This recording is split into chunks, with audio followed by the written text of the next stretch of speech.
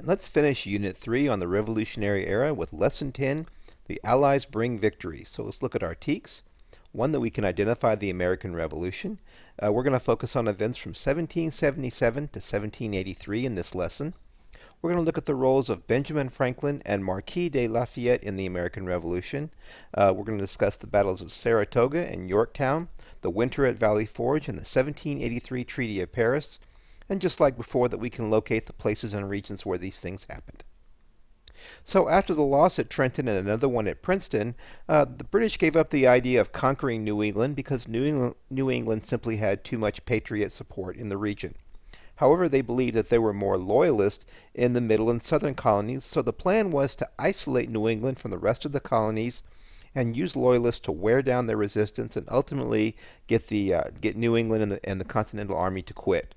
So the plan was to send three armies under these gentlemen, Burgoyne, Howe, and Barry St. Leger, to a point in Albany, New York, and to cut off New England from the rest of the colonies. However, only one of those armies under Burgoyne actually continued on to Albany, and when he got there, he was met by a Continental force commanded by General Horatio Gates. He was surrounded, and Burgoyne was forced to surrender at Saratoga, New York, in October 1777. This was a major American victory and a significant British defeat, and here's why.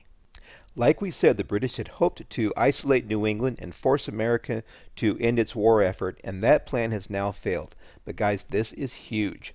During the early part of the war, Benjamin Franklin, who was a member of the Committee of Five that wrote the Declaration of Independence, after doing this, Franklin went to France, and while he was there, he worked to try to win foreign assistance and to convince the French that America would have a chance to win this if they would only support them. So the American victory at Saratoga convinced the French that America did have a shot at winning its independence, and at the same time was able to kind of stick it to their old rival, the British. So this resulted in France and Spain joining the American side and signing a treaty with the American forces. So this makes Saratoga the turning point of the war when America wins foreign assistance and foreign allies. Because again, Britain is the world superpower, but France is a pretty powerful nation too, and they now have France on their side. And France will use its support to turn this into literally a world war, attacking Britain throughout the world and not just in America. But things are going to get a lot worse before they get better. The British captured the American capital of Philadelphia and drove Washington's forces about 30 miles away to camp for 6 months at Valley Forge, Pennsylvania. While they were there, just as we said earlier, the Americans had a lack of financial support, so at Valley Forge, they didn't have enough food, clothing, medicine, or shelter, and they camped under miserable conditions. And just like we saw at the winters in the starving time in Jamestown and the winters at Plymouth, that winters there could be very, very harsh and very dangerous. And during the winter at Valley Forge from 1777 to 1778, Washington would lose a quarter of his 10,000 troops that would die there during the winter. So this is kind of the low point of the American war effort. However, while they were there, foreign allies began to become a significant help. One of these was Baron Frederick von Steuben. Now, he was a German officer who aided Washington at Valley Forge. Von Steuben was an experienced soldier and an experienced commander, and he taught Washington's army how to drill, how to be disciplined, and to use a device called a bayonet. A bayonet is a device that you fit on the end of your rifle, and it turns your rifle into a spear, so even after you fired your shot, that you still have a weapon to fight with.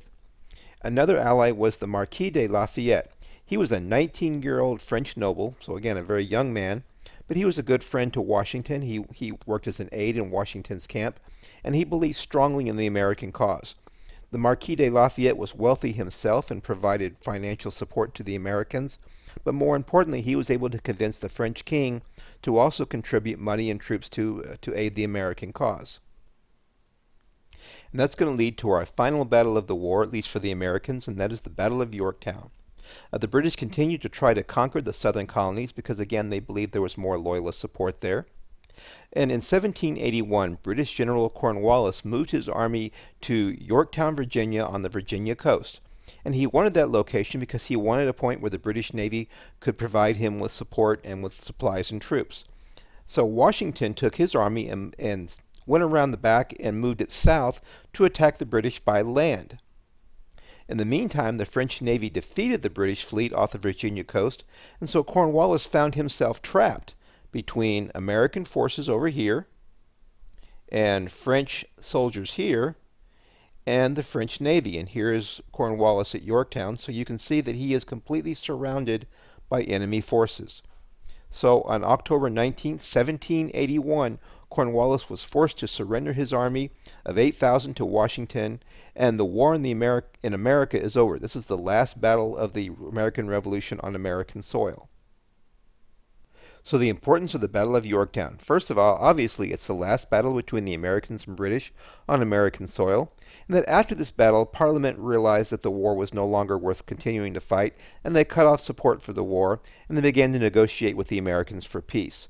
So in 1783, the Treaty of Paris officially ends the American Revolution and the war between Britain and the new United States of America. So let's look at the Treaty of Paris. Again, in 1783, first of all, Britain now officially recognized America's independence, so America is no longer a British colony, but an independent nation, the United States of America. It set the border between the United States and British Canada, and America, the United States, now extends all the way out to the Mississippi River. Now, if you'll notice here, that while the British had once held what we now call Florida, this area has now been turned over to Spain and is no longer part of America, at least at this time. American fishermen are given permission to fish off of Canadian waters up here. The British also agree to leave their forts in the frontier. That promise is broken, and that's actually going to lead to another war about 30 years after this one. The Americans promised that they would return property from loyalists that had been seized. That promise was also broken. And finally, that Britain agreed to return escaped slaves that had gone into Canada during the war. That promise was broken. So we see the borders here at the U.S. and at the Mississippi River. So our Lesson 10 thoughts. What advantages and disadvantages for each side do you think led to the American victory at Saratoga? Analyze at least 2 examples where foreign allies helped the American war effort against Britain. And do you think that the U.S. could have won this war, without foreign assistance? And finally, using your own judgment, rank the terms of the Treaty of Paris from the most to least important. So now you know the reasons why and how America won its independence from Britain and became an independent country. And in our next unit, we'll talk about the birth of that country and the writing of the Constitution. So we'll see you then.